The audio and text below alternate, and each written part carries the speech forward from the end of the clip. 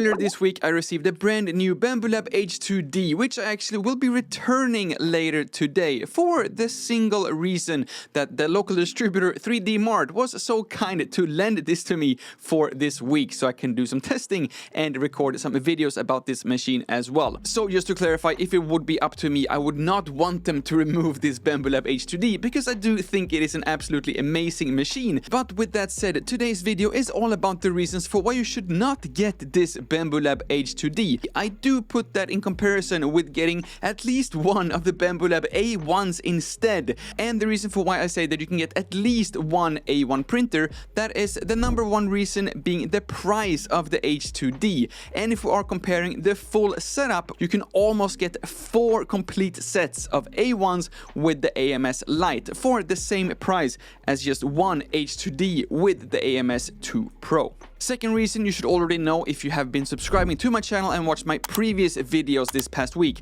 That is when we are comparing the print quality, the A1 and H2D is, I would say, almost identical, and in fact the A1 seems to be performing better, at least right now with the current firmwares and the current updates. And I've actually been doing some more tests during this week, and when it comes to one of my self-designed products, or one that I just took down from Maker Lab, I don't know if this would be considered print quality, but there is like one artifact here in the eye that is just a dark dot on the H2D, and the original design is pure white, and every single print that I am printing on the A1 has also been completely white, but for some reason there is like one black dot in the middle of the eye, but I don't know if it's just because of a current firmware update that will be like automatically fixed by itself, or if there's any settings that I need to do in Bambu Studio. But I was kind of expecting that any print that you're using, you just throw it into the H2D and it will be just as good or even better if possible. But so far, actually, this first week of trying it, that has not been the case. Next up is talking about multi-colors and also indirectly comparing the AMS 2 Pro with the AMS Lite system on the Bambu Lab A1. Now, I do want to be as honest and transparent as possible and say that when it comes to 2 colors, then the H2D is absolutely amazing and there is like no comparison. Well, I guess technically there is a comparison since I've done it myself, but the H2D is just so much better in every single way when it comes to printing with 2 colors. But if you prefer using 3 or 4 colors, then I kind of feel like the benefits of this entire machine and entire investment kind of fades away a little bit. And I would say that you should definitely go with the A1 and the AMS Lite to save some money if you mainly will be printing with 3 or 4 colors. But then of course we do have a lot more benefits when it comes to 5 or even more colors, since you can connect multiple of these regular AMS units, which you cannot do with the AMS Lite systems. But I will save all the benefits to my next video, where I will talk about all the benefits and reasons for why you should get the H2D. So if you want a little bit more positive video, please do remember to subscribe to this channel and stay updated for my next video about the H2D very, very soon. Instead, I do want to mention 2 things about the AMS 2 Pro, which I kind of feel like is part of this H2D, or at least this new product launch. And that is that it comes with a built-in dryer, which I have never used during this entire week because it will then take away time from using the actual AMS for actually printing stuff, which is the reason for why I bought the printer in the first place. So I have been using a dedicated filament dryer that was sent to me by the company EIBOS. This is not sponsored by them in any way, but just getting a filament dryer is a game changer to be able to use different materials instead of only using PLA. But I would not recommend using the integrated dryer simply because it just takes away time from printing, and this printer has been going literally non-stop since I received this a week ago. But one last thing about the AMS 2 Pro unit specifically, and that is that it will be compatible with the A1 as well later this year when that firmware comes out. So if one of the reasons for why you wanted the H2D was to also use this AMS 2 Pro, then just know that you can actually keep your A1 if you own one already, and then just upgrade the AMS unit to the AMS 2 Pro. And last but not least, the only issue I had during the entire installation process was when I tried to activate the AMS2 Pro, connecting it to the H2D. For some reason, which it took me 30 minutes to figure out,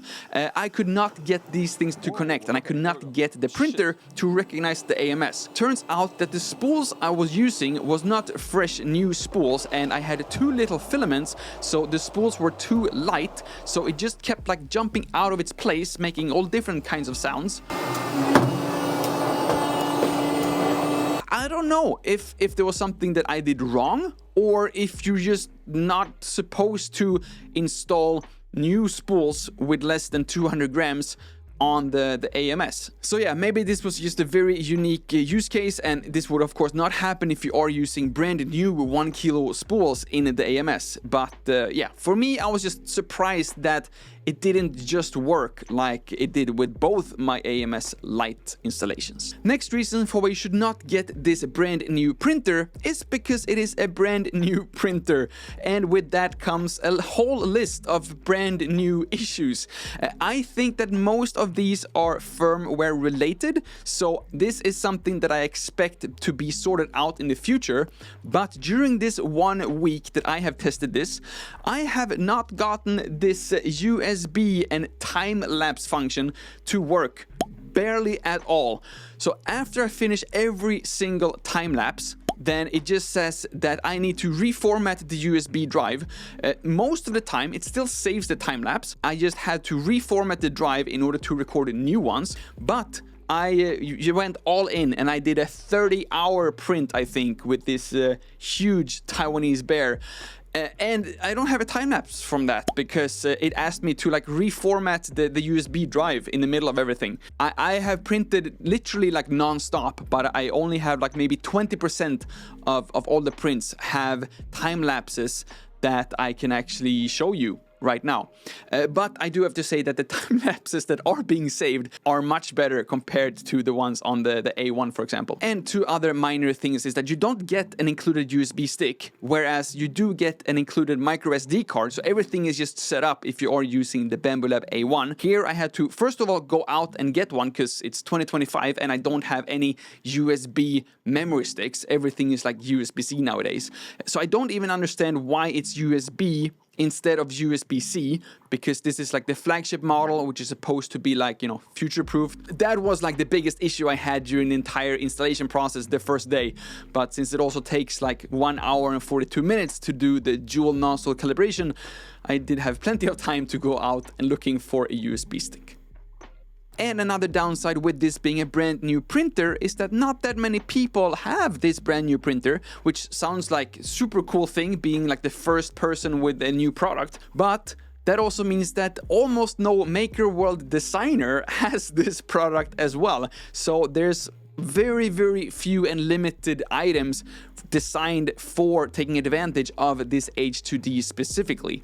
Of course, again, this is something that will change and something that will be very much approved on in the future, I hope and I assume. But as like a first week experience, you do have like a few examples that they're using in the promo video, but it takes like 80 hours to do like one shoe, which is not the things that you want to do like the first week. But then you're also realizing that actually you can't really do anything new unless you get like the laser and the cutting version with this. You can just do the same things bigger, more, and faster. So yeah, I was personally a little bit disappointed that there was not like a bigger day one new library. But on the other hand, and something I am going to talk about in my next video, is that this is not made for first time 3D printers. This is made to be like a manufacturing hub and rethinking personal manufacturing. It is an unfair comparison, and I am aware of that. That is why you should subscribe to this channel to check out my next video,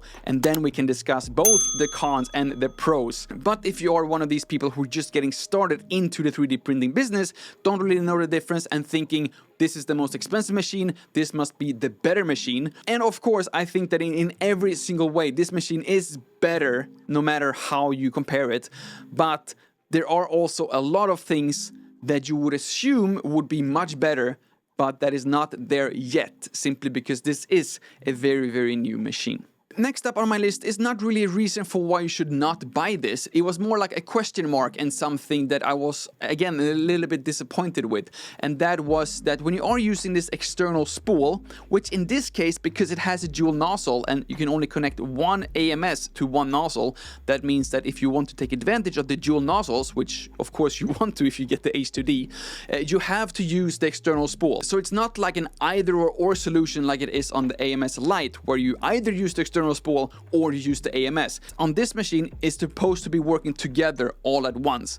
But the external spool does not support RFID. So even if you are using the official Bambu spools, you still have to like go in and tell the machine what exactly you have on the external spool. It is a very, very minor thing, but I kind of feel like this would be very easy to implement, and specifically since I guess it's actually not designed to use an external spool. It has been designed for having two AMS units, but it is a little bit mismatched with the marketing language and the expectations that at least I had before trying this out for myself. Hope that makes sense. Next up is the overall size, and not the printing size, but the size of the printer, which is a completely different thing. And this thing is huge.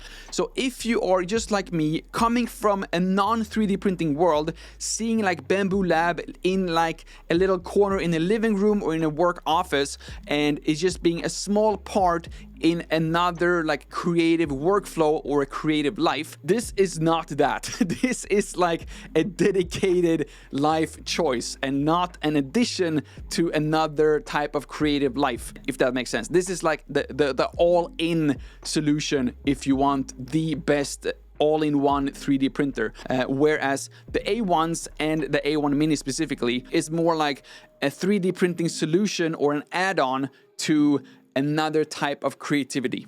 So yeah, this will take up way more space than you might realize, especially if you do live in a tiny apartment in the middle of Taipei. But speaking about rethinking personal manufacturing, actually after getting a little bit more used to all my machines and also finalizing these designs on these new products that I will sell myself, once the design has been finalized, even if you have like two colors where the dual nozzle really shines on the H2D, it is not a terrible process printing it all on the A1s as well. Even though you will have more waste, you will have more poop, it is not that bad if you do cover an entire plate with one single design and you just have that running overnight. So although Bambu Lab themselves market this as rethinking personal manufacturing, I would argue that this is more rethinking personal product development, for which this is absolutely amazing. Again, more about that in my next video. The A1s are already great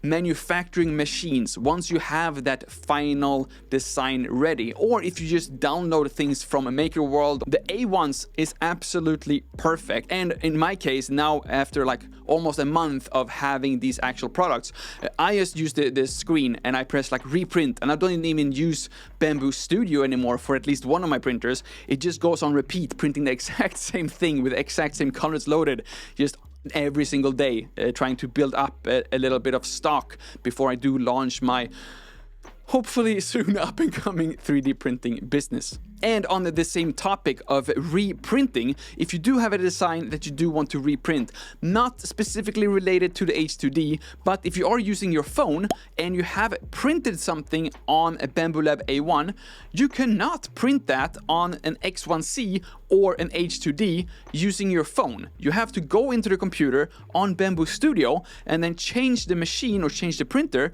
to that specific model. So if you have a solution for this, please do let me know. My current mindset is that I will take my final product, upload it on MakerWorld, and then I can download it myself and then select which printer I want to use on my phone. Is that the best way to do this? I'm not entirely sure. But again, just something that I was a little bit surprised does not really work that well, but also nothing related to the H2D specifically.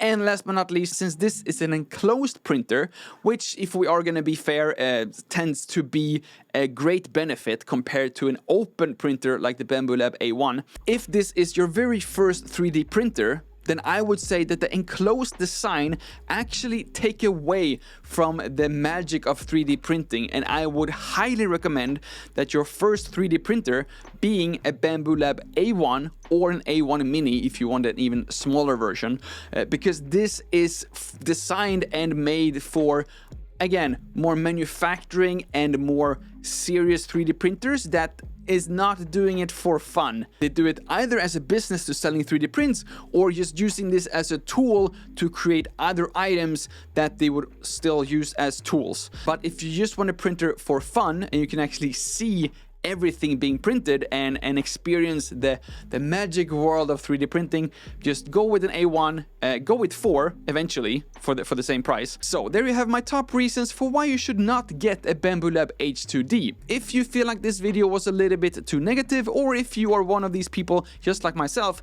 who have already decided to get one H2D and just wants to hear a second confirmation on why this is the best printer that you can get today and what makes this printer unique and just so much better than all the other printers I have combined, then please do remember to subscribe to this channel, hit the notification bell so you do get notified next time I release a video, which will all be about why you should get a brand new Bambu Lab H2D and why this is the best printer that you can buy 2025. Thank you all so much for watching. My name is Lucas. Starts with L as in like, ends with S, and to subscribe, please do both, and see you all in the next one.